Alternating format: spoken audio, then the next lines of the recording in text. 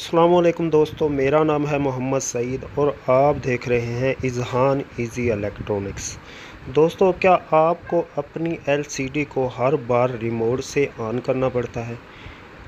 तो ये वीडियो आज की आपके लिए ही है। चलें इसका स्विच लगाते हैं और चला कर देखते हैं। ये मैंने इसका स्विच लगा दिया, ये देखें इसमें लाइट आ गई। अब इसे हम रिमोट से ऑन करते हैं। ये रिमोट, ये मैंने इसके पावर का बटन दबाया, ये देखें ये पावर का बटन दबाया और ये हमारी एलसीडी ऑन हो गई।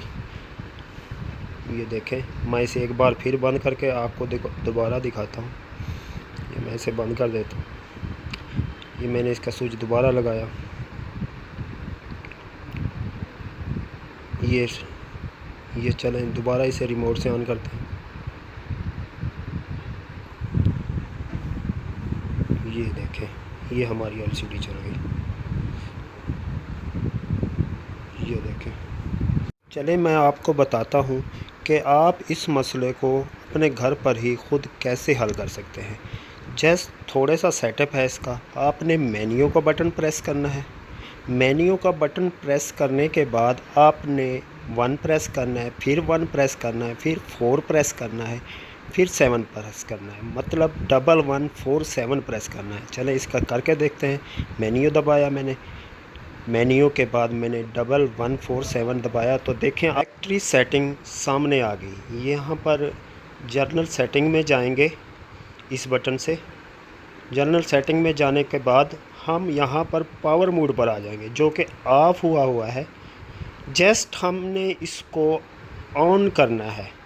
इस बटन से हम इसे नीचे लेके आएंगे और आपने नीचे आ गया, मैं इसे पावर मोड पर ले जाता हूँ। ये देखें, जस्ट आपने इस बटन से इसको ऑन कर देना है और बाद में आपने सिर्फ मेन्यू को प्रेस करना है। चलें मेन्यू प्रेस करते हैं। मैंने एक बार मेन्यू प्रेस किया, एक बार फिर मेन्यू प्रेस करें। लीजिए हमारी सेटिंग हो गई।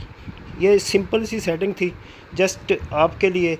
अक्सर होता ये है कि हमारा रिमोट ख़राब हो जाता है और हमें लगता है कि हमारी एलसीडी ख़राब हो गई है, तो हम अपनी एलसीडी को मार्केट में लेके जाते हैं और थोड़ा टाइम भी वेस्ट करते हैं और पैसा भी वेस्ट करते हैं। जस्ट आप अगर ये सेटिंग कर लेंगे तो आपको कभी भी इस किस्म की परेशानी का सामना नहीं होगा। आपको पता चल जाएगा कि हमारा रिमोट ख़राब है या हमारी एलसीडी ख़राब है। दोस्तों, वीडियो अच्छी लगे तो वीडियो को लाइक करना मत भूलिएगा। दुआओं में याद रखिएगा। अल्लाह हाफिज़।